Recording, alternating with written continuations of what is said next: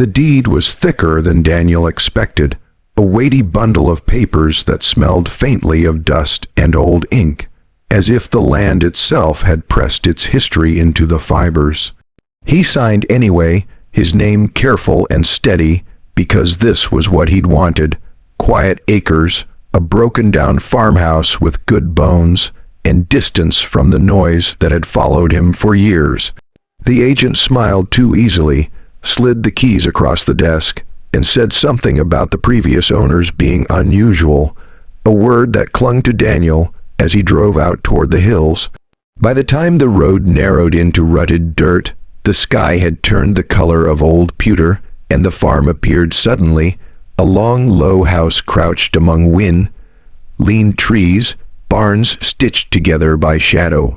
He cut the engine and listened. The quiet here wasn't empty, it felt held. He carried his bag up the porch steps and paused, hand hovering over the knob. There was a sense, no, an expectation, that the door would open before he touched it. When it didn't, he exhaled and laughed at himself, pushed inside and let the dim swallow him.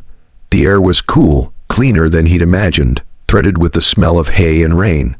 The entryway opened into a wide room with a stone hearth and beams darkened by age. Furniture stood where it had always stood, as if no one had thought to move it. He set his bag down and turned, slowly, because footsteps had begun behind him, too heavy to belong to one person. They filled the doorway to the hall, 3 women impossibly tall, their heads brushing the beam as if it were a low branch. Daniel's first thought was that the scale of the room had shifted, that his eyes were lying. His second was that they were watching him with a patience that made his skin prickle. Their faces were different, one sharp and pale, one broad and warm, one dark-eyed and unreadable, but their stillness matched, as if they shared a single breath. Clothes that might have fit anyone else hung on them like borrowed things.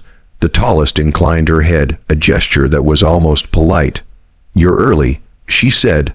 Her voice was low, steady, carrying the room without effort. Daniel swallowed. This is my place," he managed, hating how small he sounded. He reached back and tapped the bag as if proof might help. "I bought it this morning." "We know," said the broad-shouldered one. She smiled, and the smile wasn't unkind, but it held something like weather in it. "We were here before the papers." The third woman stepped forward, and the floorboards answered her with a deep, complaining groan. She studied Daniel as one might study a map, eyes flicking to details he hadn't known he was giving away. "We live here," she said, "and so will you." A dozen sensible responses crowded his mouth. None of them came out. He thought of the agent's smile, the word unusual. "You can't just—" He stopped. The word evict seemed foolish when the ceiling felt suddenly lower. "I didn't know anyone was—" "We're not anyone," the first woman said gently. "And this land doesn't pass cleanly from hand to hand. It keeps its own agreements." Rain began on the roof, a soft drumming that filled the spaces between heartbeats. Daniel took a step back and bumped the table, the solid reassurance of wood steadying him. "Look," he said, trying for calm, "I'm not here to cause trouble. If there's been a mistake, we can talk to the agent.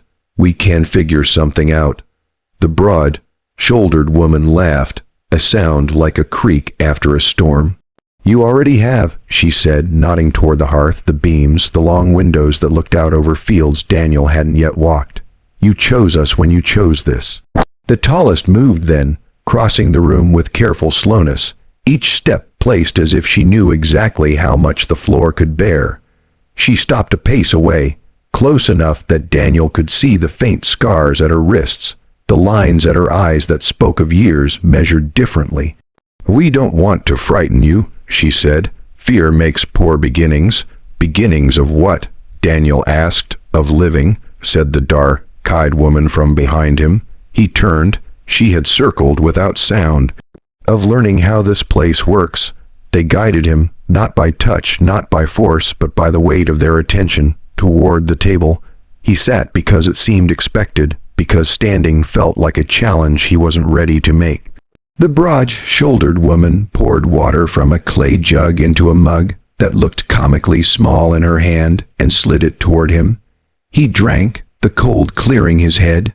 You should know, the tallest said, taking the seat across from him, her knees folding with a grace that didn't match her size, that we don't take from people who don't choose to stay. Daniel set the mug down carefully. I don't understand. You will. The dark-eyed one said, finally sitting as well, but not all at once. Silence settled, thick and thoughtful. Outside, the rain deepened, the fields darkening into a single moving skin. Daniel felt the pull of it, the way a river invites. He thought of the apartment he'd left, the job that had hollowed him, the sense that he'd been circling the same answers without ever arriving. He thought of the keys in his pocket, heavy as promise. What do you want from me? He asked, because that seemed the only honest question left. The three exchanged a look, something passing between them that was old and practiced. When the tallest spoke again, her words were measured, careful. We want you to stay, she said, to work the land with us, to share the house, to be present. And if I say no, then you leave, the broad-shouldered woman said simply, and the land forgets you. The idea of being forgotten by a place felt worse than it should have. Daniel rubbed his hands together, grounding himself in the scrape of skin. You said there were agreements. Yes, said the dark-eyed woman. And expectations. He met her gaze and found no cruelty there, only certainty. Spell them out, he said. The tallest leaned back, the chair creaking. This farm has always required closeness, she said. Trust. Bonds that go beyond words. We won't describe them to you now. Not because we wish to trick you, but because understanding grows from experience. Daniel snorted, a thin sound. That's convenient. The broad-shouldered woman's smile softened. We'll give you time, she said. Tonight, you eat with us. You sleep. Tomorrow, you decide.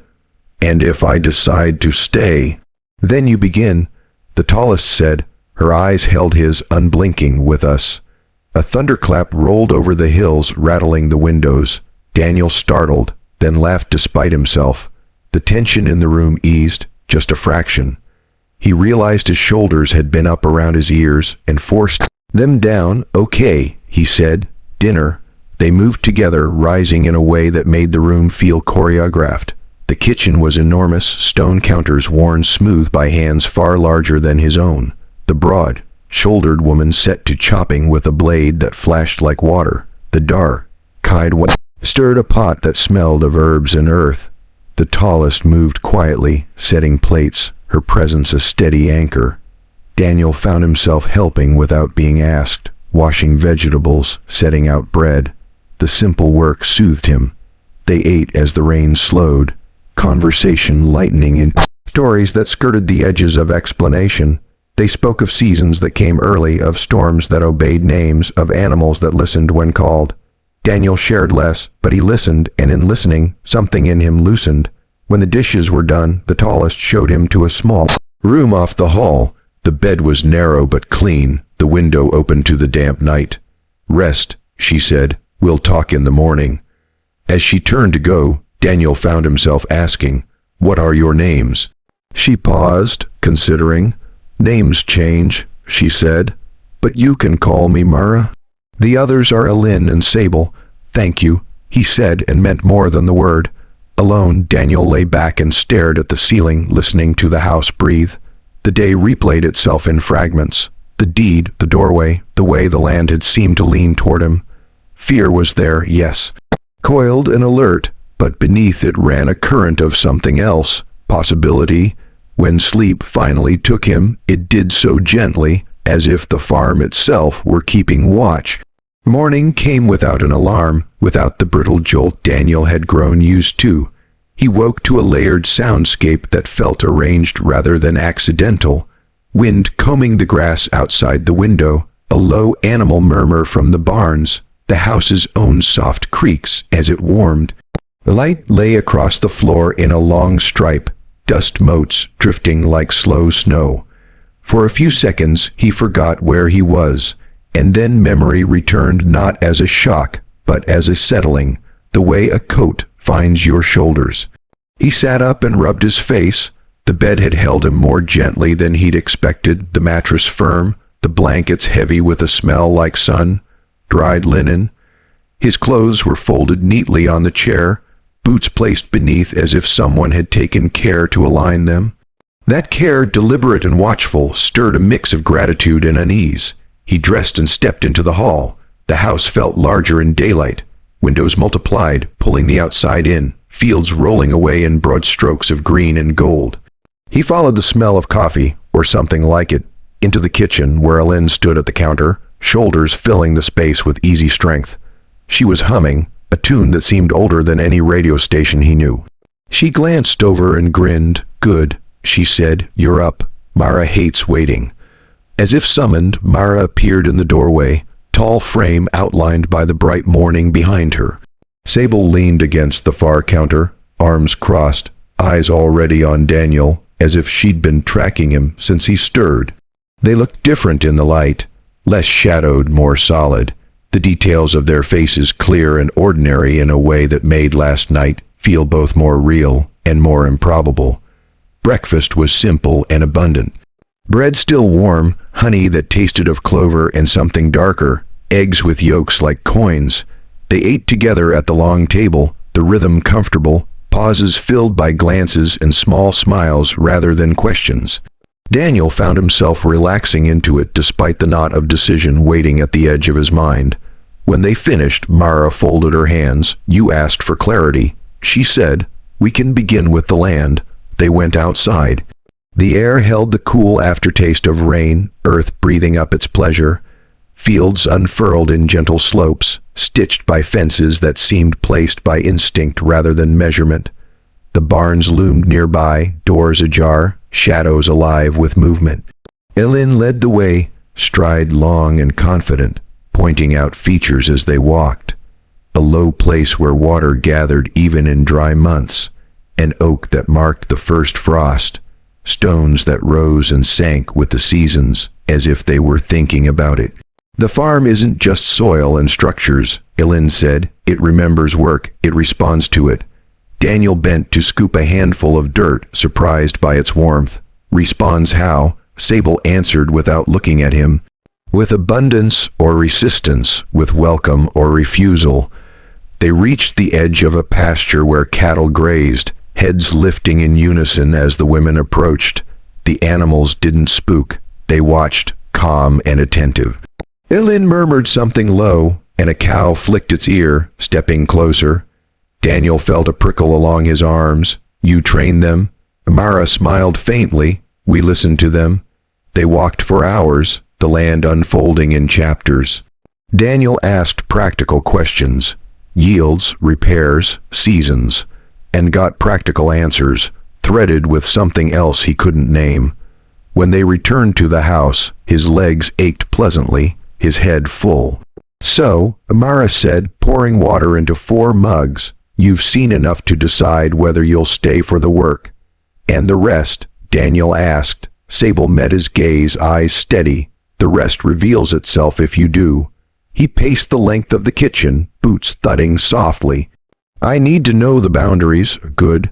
Ellen said. "So do we." Amara set her mug down. "This is a shared life," she said. "Not a contract you can keep at arm's length. We expect presence, honesty, the willingness to be affected."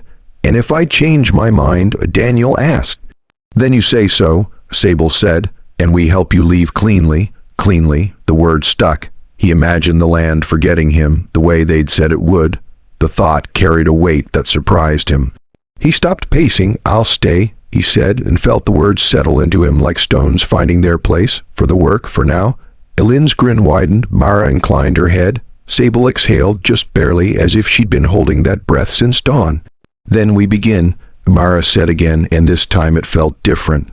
Not a warning, but an opening. They put him to work immediately. The barns needed attention after the storm. A fence had slumped where water had undermined the post. Ellen showed him how to set his weight when lifting, how to read the grain of wood before driving a nail. Sable worked alongside him, quiet but observant, offering correction with a touch to his elbow or a brief word. Mara moved between tasks, overseeing, carrying loads that made Daniel's jaw drop, her presence smoothing the flow of the day. As they worked, Daniel noticed how often the women touched each other, an easy hand on a shoulder, fingers brushing as tools were passed. It wasn't showy, just constant, a language of contact that made him aware of his own distance. When Ellen handed him a water skin, her fingers lingered for a second longer than necessary. He felt it like a question. They broke for lunch under the oak. Bread again, cheese sharp enough to make his eyes water, fruit bursting with sweetness. Conversation wandered from weather to stories of repairs gone wrong, laughter rolling easily. Daniel told them about the city he'd left, the way the noise had followed him even into sleep. He expected sympathy. Instead, Mara nodded, as if filing away a useful fact. "Noise isn't only sound," she said. "You'll be quieter here." In the afternoon, Sable took him to the far field where the grass grew taller and the air felt charged. "This place," she said, "is where people tend to rush. Don't." She showed him how to move through it, steps measured, attention wide. When he rushed anyway, a thrum passed through the ground, subtle but unmistakable, like a warning. He slowed, heart pounding. Sable watched, satisfied. By the time the sun tipped west, Daniel was exhausted in the best way. They returned to the house, dusted off, and prepared dinner together. The kitchen filled with warmth and scent, hands moving in practiced coordination. At one point, Daniel found himself between Ellen and Mara, both reaching for the same jar. Their arms brushed his shoulders, enclosing him for a breath. Heat flared, startling and welcome. He stepped back, pulse loud in his ears. Mara noticed. Her eyes softened. "It's all right," she said. "Nothing here happens without consent." Dinner stretched long, conversation deepening as shadows lengthened. When dishes were done, they moved to the hearth. A fire crackled, throwing light across faces. The air felt expectant. "This is where we speak plainly," Mara said. "You've agreed to stay. You should understand what staying asks." Daniel nodded, throat dry. "We share more than space," Ellen said. "We share time, touch, intention, not as an obligation, but as a way of anchoring ourselves to each other and to the land." "And if I'm not ready?" Daniel asked. "Then we go slowly," Sable said. "Or not at all." Silence followed, comfortable but charged. Daniel stared into the fire, thoughts tumbling. He'd wanted quiet, yes. He hadn't expected intensity, but he hadn't expected kindness either, or the way the day's work had cleared his head. "I'm willing to learn," he said finally. "I don't know what that means yet." Mara smiled, genuine and warm. "Neither did we once." They didn't push him further that night. Instead, they told stories of winters that tested them, of neighbors long gone, of choices made and unmade. As the fire burned low, Ellen stood and stretched, a cat-like motion that drew Daniel's eye before he could stop himself. She caught the look and smiled, not teasing, just acknowledging. "Come," she said.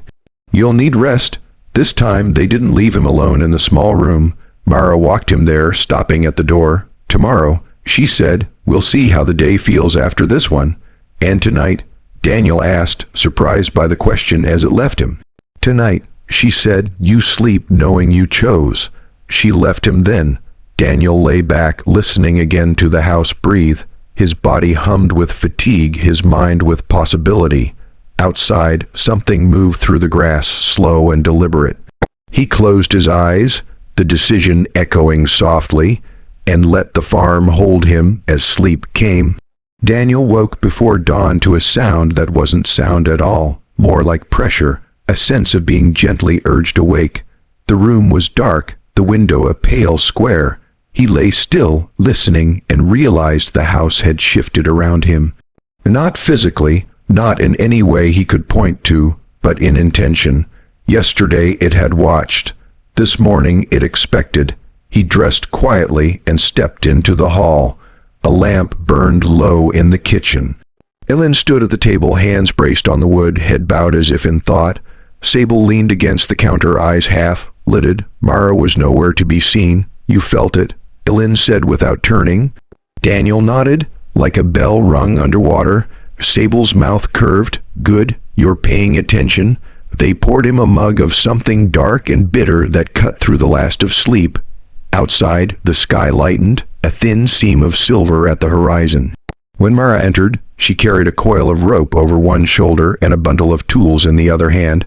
"Today isn't about labor," she said, setting the tools down. "It's about alignment." Daniel frowned. "Alignment with what?" "With us," Elin said. "With the land, with yourself." They walked east, past the barns, beyond the fields he'd seen, into a low valley where mist pooled like breath. The ground dipped, soft underfoot. At the center stood a circle of stones, half-sunk lichen, bright. Daniel stopped short. "I didn't see this yesterday." Sable glanced at him. "You weren't meant to." They took positions around the circle, Mara opposite Daniel. The air felt taut, as if stretched between points. Birds held their silence. Mara laid the rope at Daniel's feet. "This is a choice," she said. "Everything today is." Daniel's pulse ticked louder. "What am I choosing? To be known," Elin said quietly. "Or not?" He picked up the rope. It was rough, well used, smelling faintly of hemp and smoke. He didn't know what it was for, and the not knowing felt deliberate. He looked from face to face. There was no coercion there. No hunger that wasn't matched by restraint. "I'm here," he said. "I'll stay here." Mara nodded. "Then listen."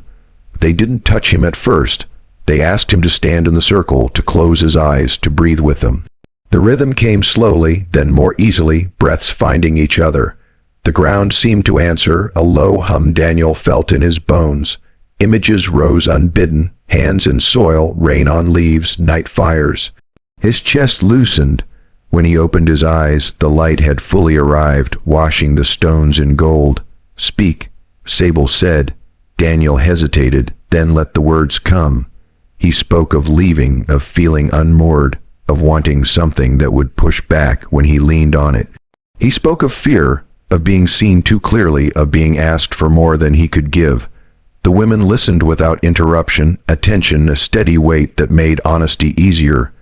When he finished, Elin stepped forward and looped the rope loosely around his wrists, not binding, just connecting. "This isn't restraint," she said. "It's reminder." Sable placed her hand over his heart, palm warm, grounding. Mara stood behind him, presence like a wall at his back. For a moment, Daniel felt held from all sides, not trapped, not owned, but supported in a way he'd never experienced. The sensation brought tears to his eyes, surprising and cleansing. They released him gently. The rope came away. The moment settled into memory without ceremony. Back at the house, the day unfolded with an unhurried intensity. They worked, but differently now. Tasks chosen less for necessity than for what they revealed. Elin had him split wood, correcting his stance, guiding his swing with brief touches that communicated more than words.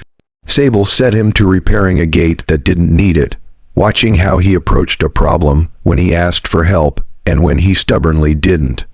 Mara moved between them, offering context, stories, a steadying influence. At midday, clouds gathered without warning. The air thickened. Sable led Daniel to the high field again, the charged place. "Storms teach boundaries," she said. Thunder rolled closer than yesterday's, sharp and immediate. Rain followed, hard and sudden. They didn't run. They stood, letting it soak them, clothes plastered, hair slicked back. Lightning stitched the sky. Daniel's heart raced, fear and exhilaration tangled. Elin laughed, loud and joyous, and the sound cut through the storm like a blade. When it passed as quickly as it had come, they were drenched and grinning. They walked back, steam rising from their clothes in the sun. Inside, towels appeared, dry clothes laid out without fuss.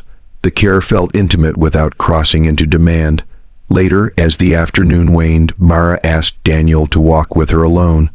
They followed the fence line, the quiet between them companionable. "You're doing well," she said finally. "I don't know what that means here," Daniel admitted. "It means you're listening." Mara said, "It also means you'll be tested." He stopped. "Tested how?" "By choice," she said simply. "By desire, by fear." He swallowed. "And if I fail, then we learn," she said. "Fail, your only matters when it's hidden." They returned to find Elin and Sable in the kitchen, laughter spilling out with the smell of baking bread. The warmth wrapped around Daniel, easing the edge of the conversation. As night fell, They gathered again at the hearth. This time, the fire burned higher, sparks leaping. Mara spoke first. "Today bound you to the place," she said. "Tonight we talk about binding to each other." Daniel's mouth went dry. He nodded. Elin leaned forward, forearms on her knees. "We don't rush intimacy," she said. "We build it. Touch is language here. We teach it carefully." Sable's gaze held Daniel's, unwavering. "Nothing is taken," she said. "Everything is offered." Daniel took a breath. "I don't want to be the center of something I don't understand." Mara smiled. "You won't be the center," she said. "You'll be a part." They began with something simple. Sitting close, shoulders touching, learning the difference between leaning and clinging. Elin guided his breathing again. Sable mirrored it. Mara anchored the rhythm. When hands met, it was deliberate, palms warm, fingers interlacing and releasing. Sensation hummed, contained, respectful. Time stretched. The fire burned down. At some point, Daniel realized the knot in his chest, the one he'd carried for years, had loosened. He felt present in his body in a way that was new and startling. When fatigue finally claimed him, they walked him to his room together. Elin squeezed his shoulder. Sable brushed his hair back from his forehead, a tender, fleeting gesture. Mara lingered at the door. "Tomorrow will be quieter," she said. "Integration matters." "Thank you," Daniel said, the words inadequate but sincere. Alone, he lay in the dark, rain replaced by crickets. The house settled around him. He replayed the day, not the storm, not the work, but the moments of choice freely given and freely received. Sleep came slowly, deep and untroubled, carrying him toward whatever the next day would ask. The fourth day did not announce itself with urgency. Daniel woke later than he had since arriving, sunlight already warm against the wall, the house in a settled mood that felt almost indulgent. His body carried a pleasant heaviness, the kind that follows honest effort and careful attention. He lay still for a while, taking inventory, no ache that felt wrong, no anxiety buzzing at the edges. The knot that had lived under his ribs for years seemed smaller, quieter, like something finally acknowledged. When he rose, he found the kitchen empty but for a note set beside a cooling mug. The handwriting was careful, strong. "Take your time. Walk where your feet want to go. We'll meet at noon." He drank the mug's content, tea this time floral and grounding, and stepped outside. The air had a clarity to it that made distances feel honest. He followed no path at first, letting his steps choose, moving along the edge of a field where dew still clung to the grass. Birds lifted and settled again, unconcerned by his presence. He felt, for the first time in a long while, like a visitor welcomed rather than tolerated. He wandered toward the oak and sat with his back against its trunk. The bark pressed into his shoulders, reassuringly solid. He thought about alignment, about choice made not in a moment of pressure but over time. He let thoughts come and go without chasing them. When he stood again, he felt lighter. At noon, he returned to the house. Elin and Sable were already there, sleeves rolled, flour dusting Elin's forearms, Sable slicing apples with a precise, economical motion. Mara stood at the window, watching the yard as if reading a story written in grass and shadow. "You look steadier," Elin said, flashing him a grin. "I feel it," Daniel replied. They ate a simple meal, conversation gentle and meandering. No one pushed, no one withdrew. It was the kind of ease that made Daniel realize how often he'd mistaken intensity for connection in the past. Afterward, Mara gestured toward the far side of the house. "There's a room you haven't seen." It had once been a storage space, he realized, but it felt different now. Cleared, open, the windows tall. Sunlight pooled on the floor. Along one wall hung tools, not for farming but for making, wood-carving knives, looms, brushes, lengths of cloth. Along another, shelves held objects that seemed ceremonial without being precious. Smooth stones, carved figures, bundles of dried herbs.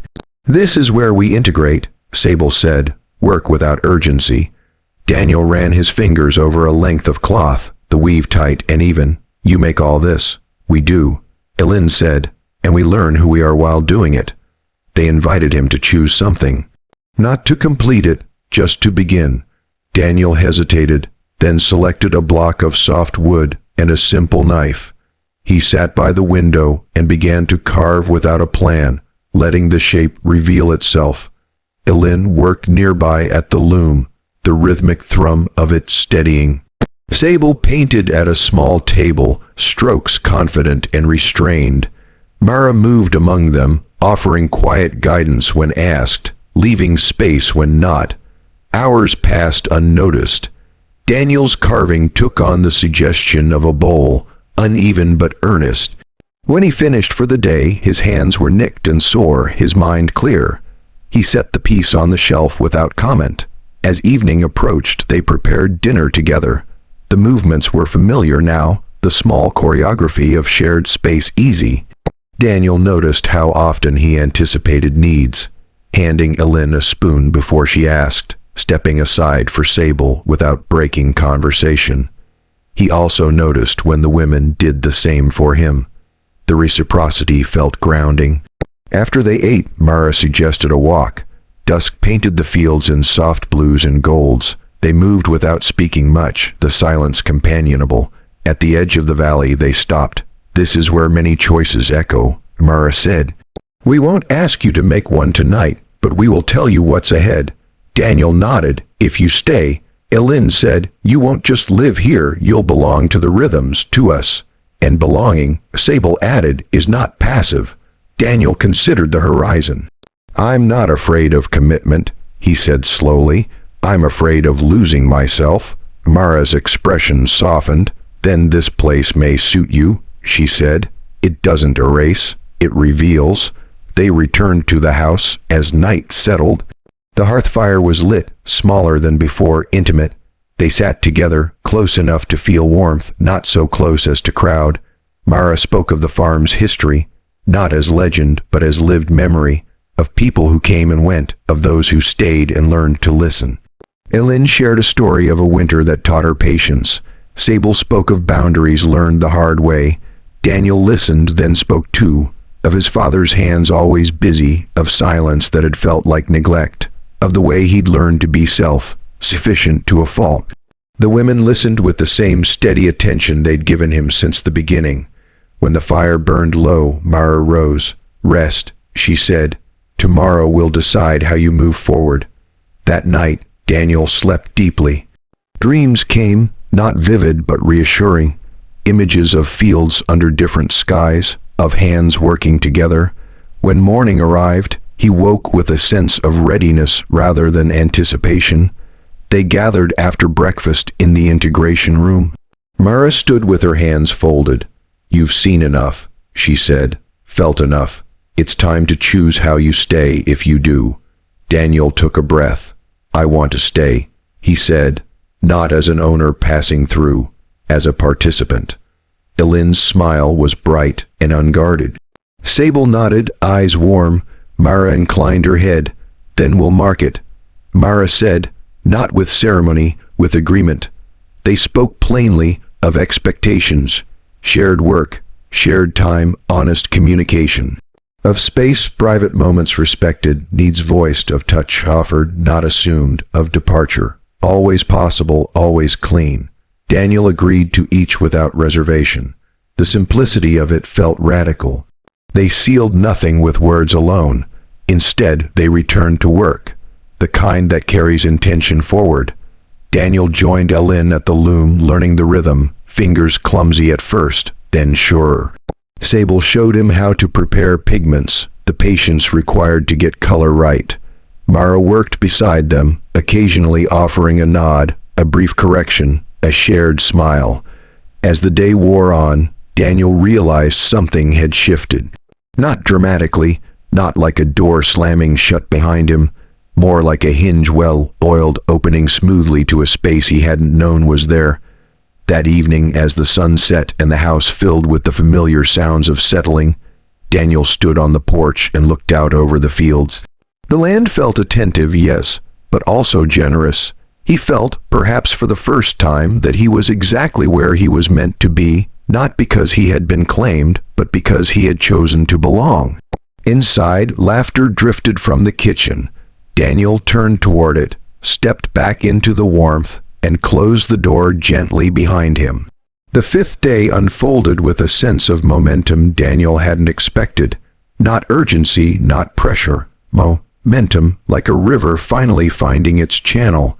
He woke before the others, the house still wrapped in early light, and for once he didn't feel like a guest navigating someone else's rhythm.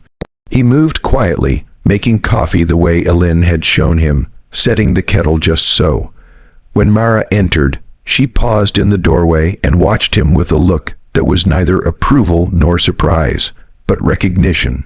"You're settling," she said. Daniel nodded. "I think the place is teaching me how." She accepted a mug and leaned against the counter. "The place teaches," she agreed, "but people choose whether to listen." After breakfast, they gathered outside. The day was clear, the sky a wide, patient blue. Ellen clapped her hands together. "Today we build something new," she said, "not because we need it, because it's time." They led Daniel to a patch of ground near the barns, bare earth marked with stakes and string. "A small structure," Mara explained.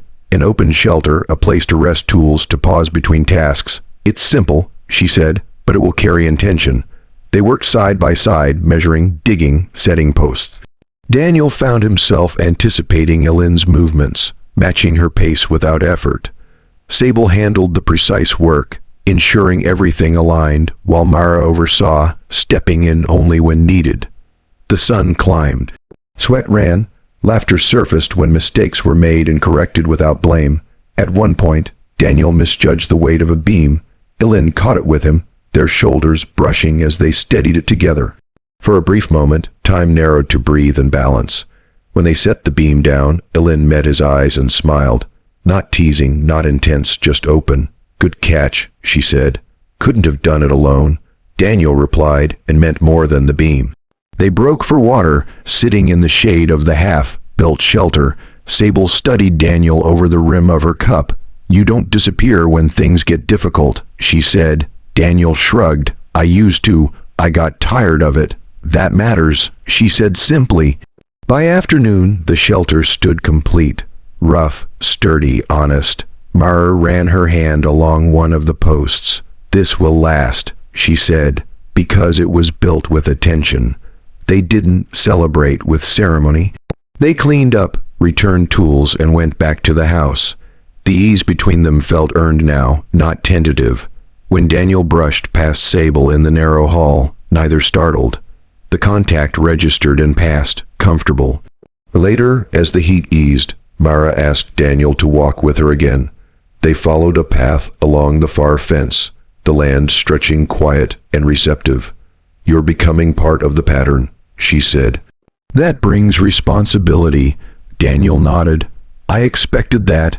It also brings desire," she added, glancing at him, "and that can complicate clarity." He exhaled slowly. "I've noticed."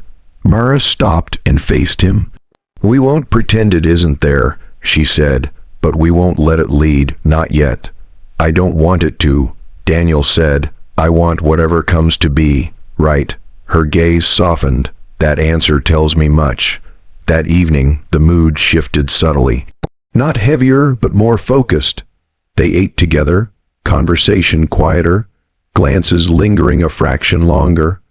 Afterward, Mara suggested they sit in the integration room again. The light was low, lamps casting soft pools on the floor. "We're going to practice presence," she said, "nothing more."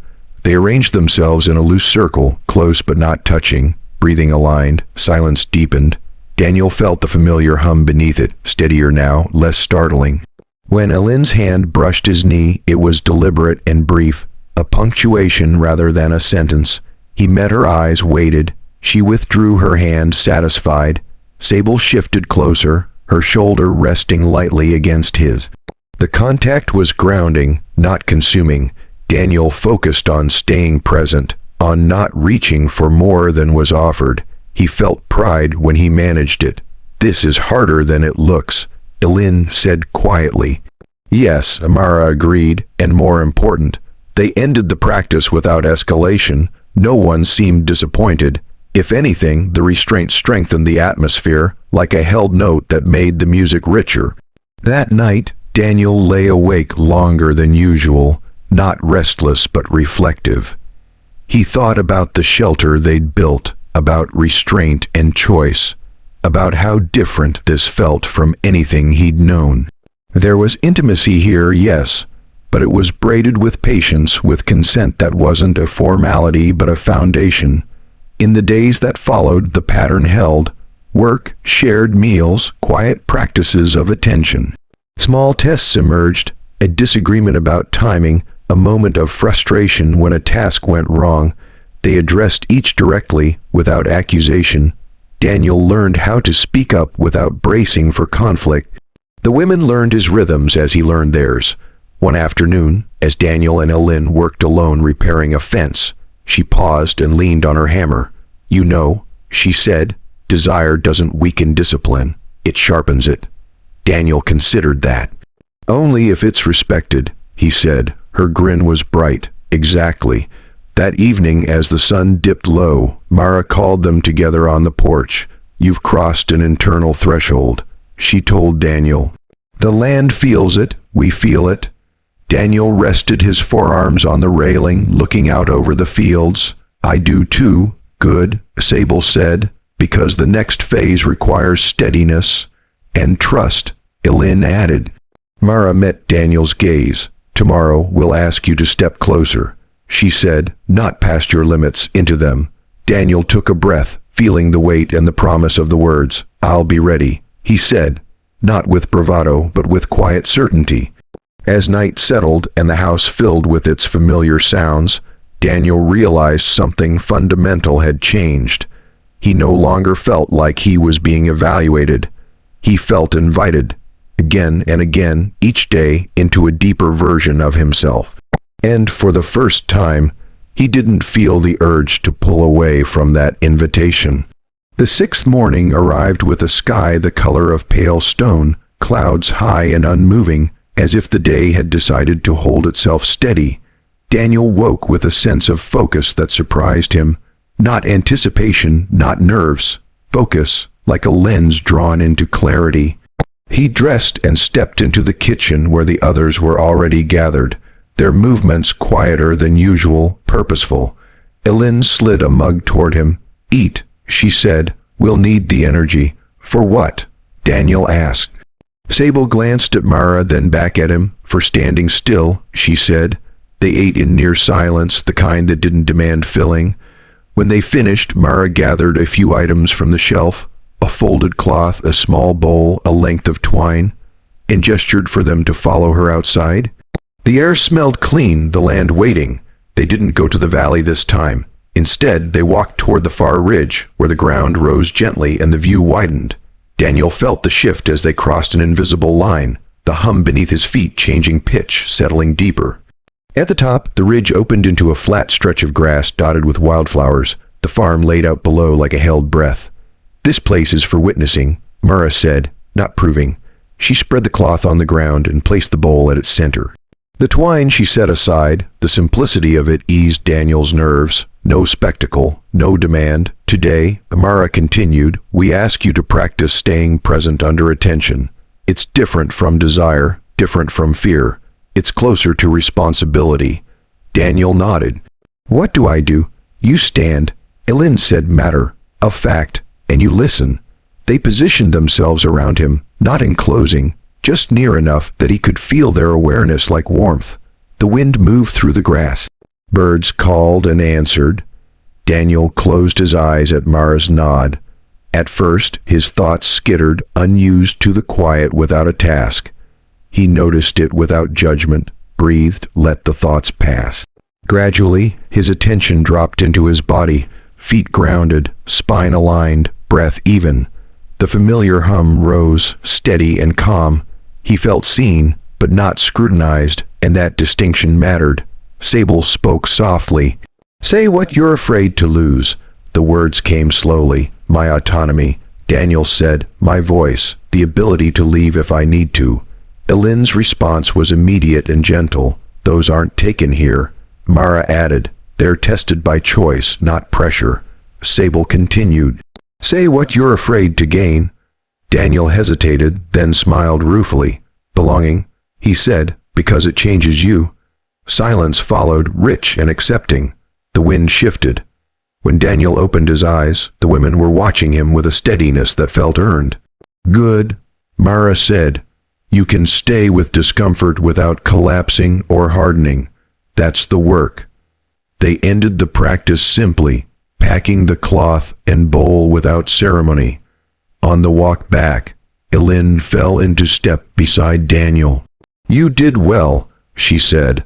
I don't feel like I did anything, he replied.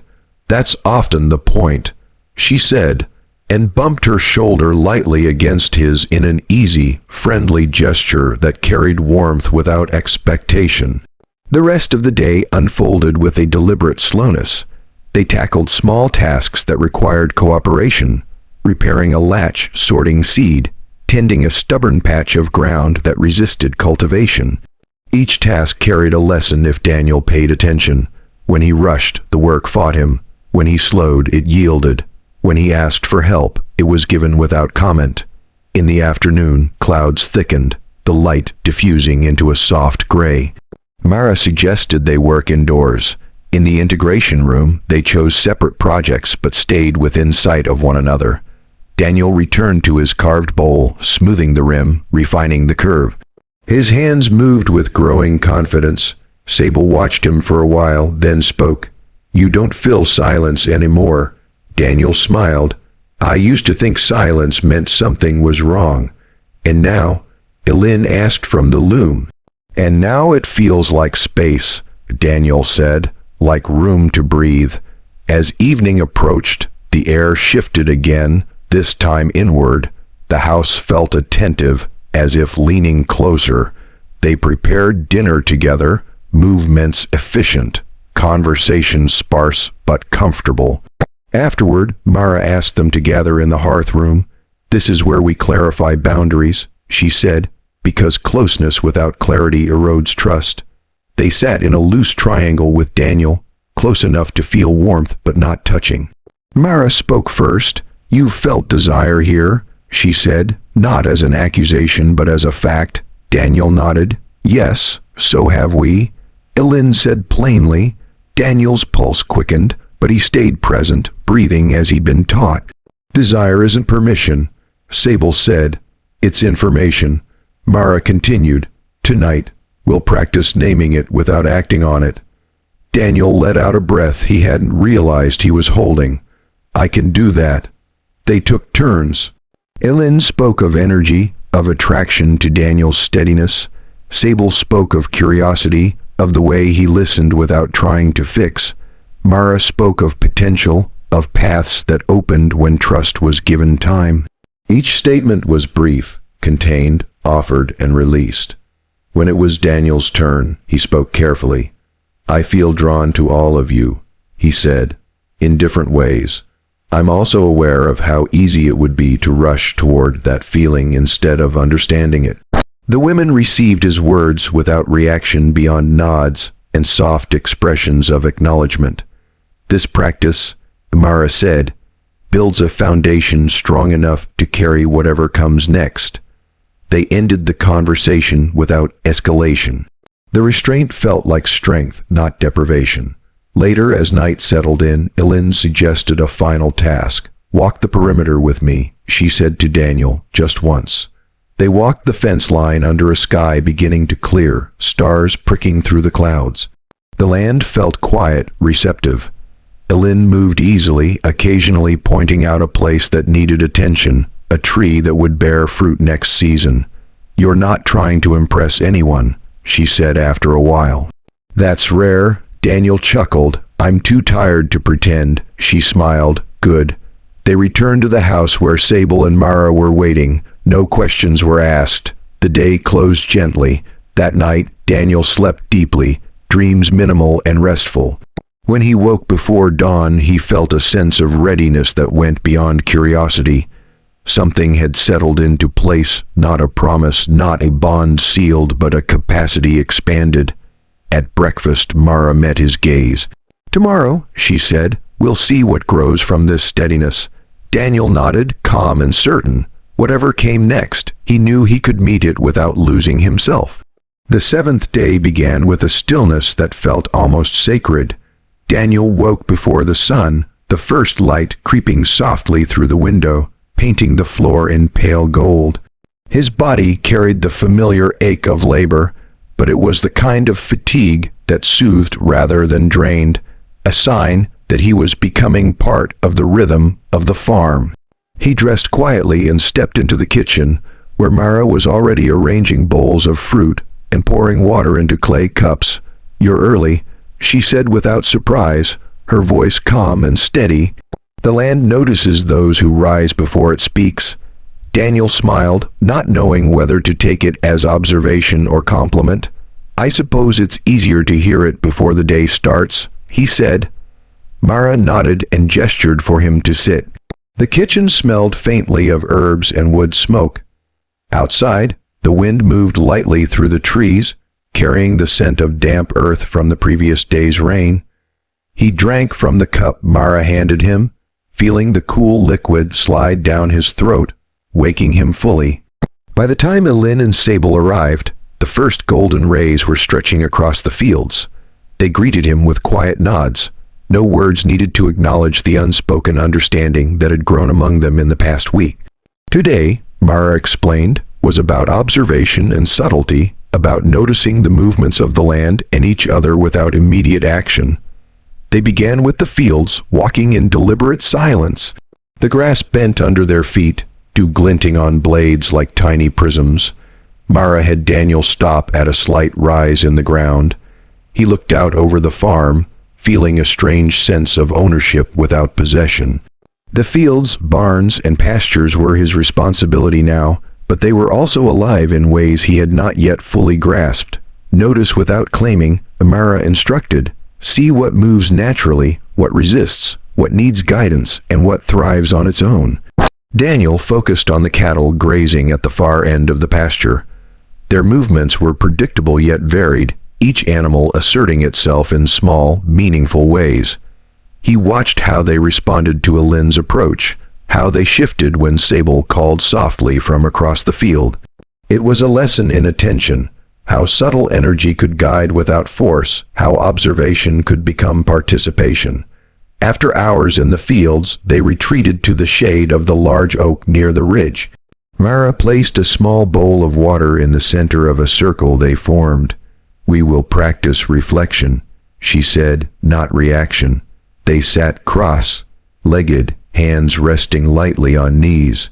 Daniel felt the warmth of the sun on his back, the faint hum of the land beneath him. Mara guided him through the process, observing breath, acknowledging thoughts, noting sensations without judgment. When his mind wandered to tasks left unfinished or worries about fitting into this new life, Sable's presence reminded him to return, gently, to the moment. Elin spoke softly. "It's easy to forget that observation is a skill, not a pause. Being still doesn't mean being passive." Daniel understood immediately. The previous days had been lessons in action and choice, in restraint and presence. Today's lesson was in subtlety, the power of watching, of sensing, of letting influence move quietly through him rather than forcing it outward. By midday, they worked together repairing a collapsed fence near the northern boundary. The work required cooperation but not speed. Mara showed Daniel how to test the wood for strength, how to align posts without straining, how to anticipate the tension of rope before tying knots. Each movement carried purpose, a lesson in mindful effort. Daniel felt his confidence grow, not in mastery over the task, but in trust that he could move in harmony with the women and the land. As the sun climbed higher, clouds gathered unexpectedly, softening the light.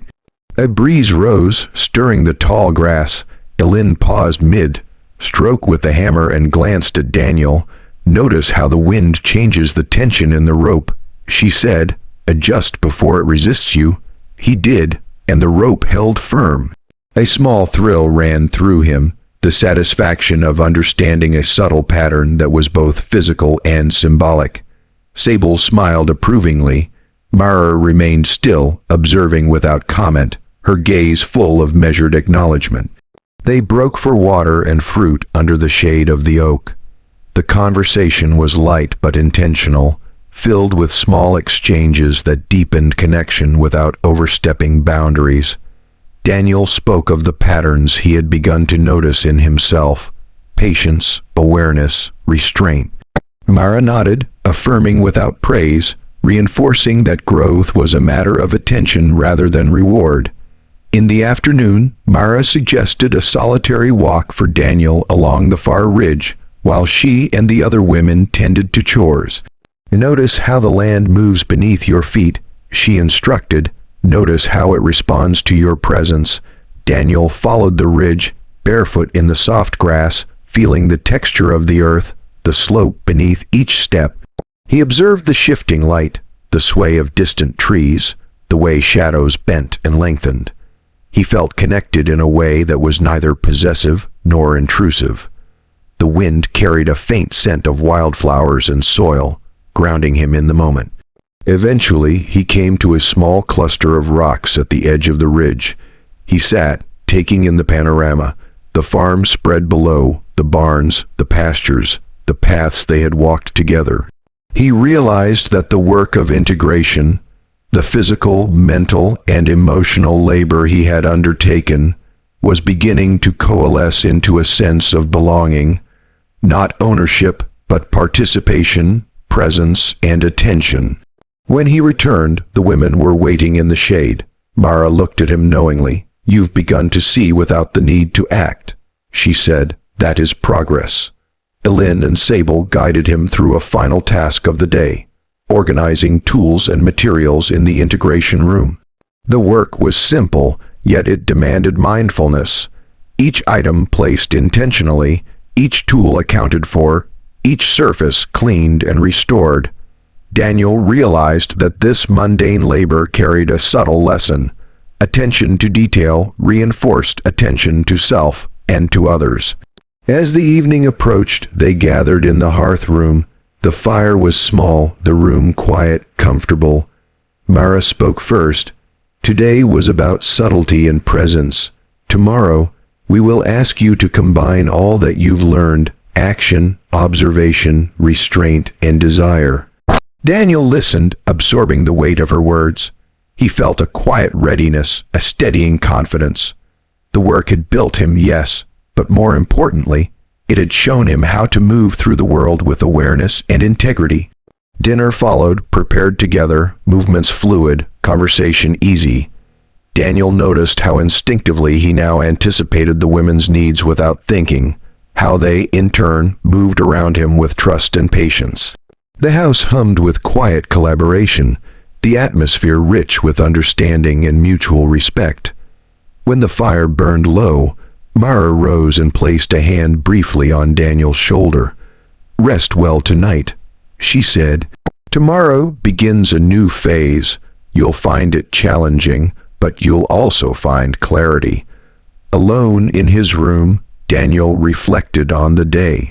The rhythm of the farm, the measured lessons, the steady presence of the women, all had created a space in which he could notice, understand, and respond without fear. The lesson of subtlety had taken hold, watching without acting, sensing without needing to control, being fully present. He lay back and let sleep come, confident that tomorrow would test him further. Yet for the first time, he did not fear the test. He was grounded, attentive, ready to move forward with the quiet strength that had begun to root itself within him. The 8th day began with a delicate hush, as if the farm itself were holding its breath. Daniel woke to soft light spilling through the windows, the familiar creak of the house settling around him. His body felt grounded, the aches and soreness of labor tempered by a quiet strength. He dressed slowly, savoring the feeling of movement, of muscles remembering their rhythm, and stepped into the kitchen where Mara was already preparing a small breakfast. "You're early again," she said, voice low and calm, like a steady current. Daniel smiled. "I suppose some things become instinctive," she nodded, pouring him a cup of herbal infusion that smelled of wild mint and earth. "Instinct guided by attention is useful," she said. It shows growth. By the time Elin and Sable arrived, the kitchen was filled with the aroma of baked bread and fresh herbs. They ate together in companionable silence, small gestures, passing plates, filling cups, sufficient to communicate care and cooperation. Daniel felt the familiar ease that had settled over him over the past days. The tension that had followed him from city life, the constant edge of anticipation and caution, was gone. After breakfast, Mara gathered them outside. Today, she explained, would be about synthesis, integrating what Daniel had learned through observation, labor, presence, and restraint into action that was deliberate and intentional. The sun hung high in the sky, the light clear and direct, casting shadows that shifted slowly across the fields. They began with the barns, inspecting each structure and equipment carefully. Daniel moved alongside the women, applying the lessons of the previous days, attention to detail, awareness of weight and balance, anticipating needs without being prompted. When a hinge resisted, he adjusted with patience rather than force. When a post was slightly misaligned, he corrected it with deliberate care, guided by the quiet corrections of Sable and the approving nods of Elin. Notice how the materials respond to your touch, Mara instructed, not as obstacles, but as participants in your work. Daniel found that he could feel the subtle differences in wood and metal, the way each surface required different pressure, different approach. It was a rhythm that mirrored the land itself, patient, responsive, alive. The work was not just labor. It was conversation without words, an exchange between him, the materials, and the women guiding him. By mid-morning, they had moved to the open field for planting. Mara handed Daniel a bundle of seeds and a tool for making shallow furrows in the soil. The task demanded both strength and subtlety. He dug, pressed seeds into the earth, and covered them carefully, mindful of the spacing, the depth, and the texture of the soil.